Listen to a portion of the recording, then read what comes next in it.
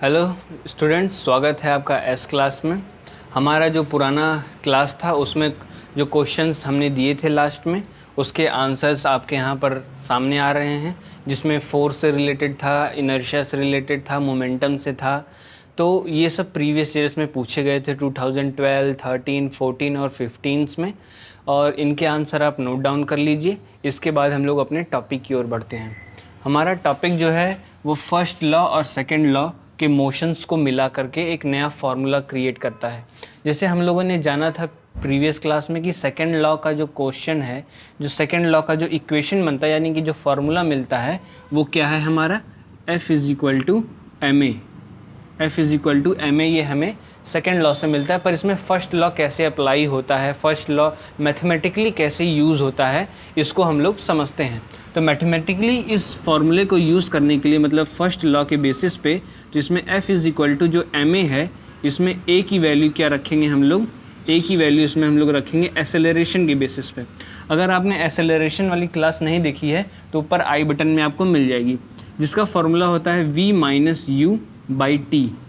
v minus you by T ये होती है एसेलरेशन का फार्मूला, जिसमें हम लोग आगे लिखेंगे कि F इज़ इक्वल टू क्या होता है, m v minus you by T, जिसमें t क्या हो जाएगा, इधर मल्टीप्लाई हो जाएगा तो ये F इंटू टी हो जाएगा, और इधर ये इन दोनों में मल्टीप्लाई हो जाएगा तो क्या हो जाएगा, M V minus M you.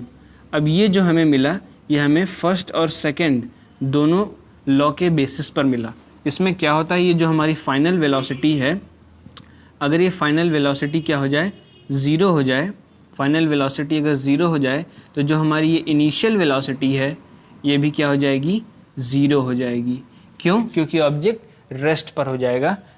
तो इस बेसिस पे ये फर्स्ट लॉ से कनेक्टेड हो जाता है कि अगर इनिशियल वेलोसिटी ज़ीरो हो जाती है तो ऑब्वियसली फाइनल वेलोसिटी ज़ीरो हो जाएगी, क्योंकि जब मूवमेंट ही नहीं शो करेगा, जब कोई स्पीड ही गेन नहीं होगा, तो वो क्या फॉर्म रहेगा, ज़ीरो के फॉर्म में रहेगा। तो ये दोनों लॉ इस तरह से कनेक्टेड होता है और ये फार्मूला हमें प्रोवाइड करता है। अगर क्वेश्चंस में आपको मिलता है कि फाइनल वेलोसिटी ज़ीरो है, तो इसका मतलब कि उसकी इनिशियल वेलोसिटी भी ज़ीरो है और ऑब्जेक्ट रेस्ट में है। ओके, फिर इसके बाद हम लोग बढ़ते हैं third law of motion. Third law of motion को हम लोग कह सकते हैं कि न्यूटन्स थर्ड लॉ। ये सर आइजैक न्यूटन ने दिया था थर्ड लॉ ऑफ मोशन, और इसके बारे में हम लोग ये जान सकते हैं, एग्जाम्पल के तौर पे आप लोगों ने सुना होगा कि जैसी करनी वैसी भरनी, ये थर्ड लॉ का हिंदी फॉर्मेट है। जैसे अक्सर आप लोगों ने अपने घर परिवार आस पड़ोस में सुना होगा कि जैसी करनी वैसी भरनी। जैसी करनी मतलब कि to every action there is always equal and opposite reaction. तो जैसी करनी मतलब to every action, there is always equal मतलब कि वैसी ही भरनी। भरनी मतलब कि क्या, रिएक्शन। तो ये होता है। तो ये हमारा थर्ड लॉ बताता है।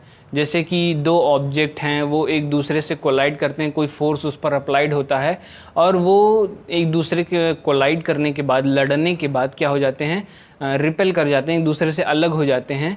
और उसमें क्या होता है कि वो उतना ही, जैसे अपना दीवार से अपना मुक्का लड़ाते हैं, तो क्या होता है कि वो लड़ने के बाद फिर वापस आता है, तो जितना आपने लगाया, दीवार उसका मास ज़्यादा था, आपके मुक्के का मास कम था, तो आपको चोट लग गई। और इन द केस अगर उसका मास और आपका मास सेम रहता है, तो ये क्या हो जाएगा, इसमें कोई भी इफेक्ट नहीं पड़ेगा, वो सेम रहेगा।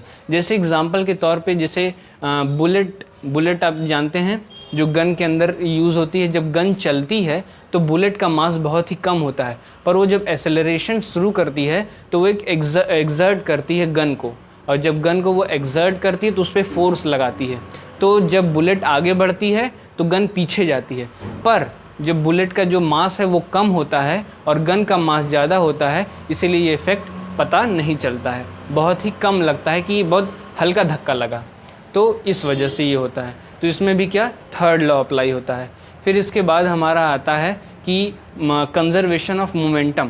कंजर्वेशन ऑफ मोमेंटम हमें क्या बताता है कि कोई भी पार्टिकल है या फिर कोई भी ऑब्जेक्ट है, वो मूव कर रहा है, मूवमेंट शो कर रहा है, और उस पर कोई भी एक्सटर्नल फोर्स नहीं लगता है, और वो कोलाइड करने के बाद एज इक्वल कंजर्व्ड रहता है दोनों की वेलोसिटीज़, या फिर दोनों का एक्सेलरेशन तो वो क्या होता है, कंजर्वेशन ऑफ मोमेंटम शो करता है। फॉर एग्ज़ाम्पल मैं आपको दिखाता हूँ कि ये दो बॉल्स हैं जिनका मास हम लोग क्या ले सकते हैं, m1 और m2, या फिर हम लोग इसको लिख सकते हैं ma और mb, इस तरह से a और b के फॉर्मेट में एग्जाम्पल के तौर पे। और यहाँ पर एक ये पॉइंट है, जब ये बॉल इधर से इधर चलती है और ये वाली बॉल इस तरफ आती है, तो एक पॉइंट पे दोनों बॉल लड़ेंगी। जब दोनों बॉल लड़ेंगी तो एक कोई टाइम इंटरवल होगा, किसी टाइम पर वो लड़ेंगी, तो उस टाइम को हम लोग क्या ले लेते हैं, टाइम t ले लेते हैं। और हम लोग क्या जाने कि थर्ड लॉ में जब इक्वल एंड अपोजिट हुआ रिएक्शन, जो दोनों फोर्स इक्वली डिस्ट्रीब्यूट हो गए, तो क्या हो जाएगा, F A B is equal to minus F B A. अभी कैसे हो गया, देखिए भाई, ये इधर से चली, इधर से चली, या फिर कोई भी ऑब्जेक्ट था जो कोलाइड हुआ और फिर उसके बाद दोनों इक्वल शो की, तो ये थर्ड लॉ को डिनोट किया। तो इससे हम लोग कंजर्वेशन ऑफ मोमेंटम को कैसे शो करेंगे, ये इस तरह से शो करेंगे कि F इज़ इक्वल टू, हम लोग क्या जानते हैं, F इज़ इक्वल टू हम लोग जानते हैं कि एम ए होता है, F is equal to M A होता है, और इधर रख लिए तो माइनस एम ए हो गया। तो अब इस ऑब्जेक्ट, इन दोनों जो एग्ज़ाम्पल हम लोगों ने लिया, इसके बेसिस पे देखा जाए तो ये हो गया एम ए, और ये स्मॉल ए एक्सेलरेशन शो कर रहा है, और इसके साथ ये ए, और ये माइनस एम बी, और इसके साथ जो कैपिटल ए है ये क्या हो गया, स्मॉल बी। फिर इसमें एक्सेलरेशन का फॉर्मूला हम लोगों ने अभी इससे पहले जाना था और अपने प्रीवियस क्लास में भी जाना था, तो उसका क्या हो जाएगा कि एम ए, और इसके बाद एक्सेलरेशन जो है v minus you by T. अब v माइनस यू, ये भी क्या हो जाएगा, ये a हो जाएगा, ये a हो जाएगा, is equal to minus M B, और ये जो इसका भी एक्सेलरेशन सेम फार्मूला रखा जाएगा, तो क्या हो जाएगा v minus you by T, जिसमें ये b हो जाएगा और ये भी क्या हो जाएगा, b हो जाएगा इस साइड से। और इसमें आप देखेंगे जो दोनों इक्वल शो कर रहे हैं, इसमें ये दोनों कैंसिल आउट हो गए, दोनों कैंसिल आउट हो गए। अब इनका क्या हो जाएगा, इसमें मल्टीप्लिकेशन हो जाएगा। मल्टीप्लिकेशन हो के क्या होगा, इसमें हो जाएगा M A V A minus M A U A is equal to minus M B V B, और ये माइनस माइनस प्लस हो जाएगा, और हो जाएगा क्या कि एम बी और यू बी, इस तरह से हो गया। अब क्या करेंगे हम लोग, अब हम लोग इंटरचेंज कर लेंगे।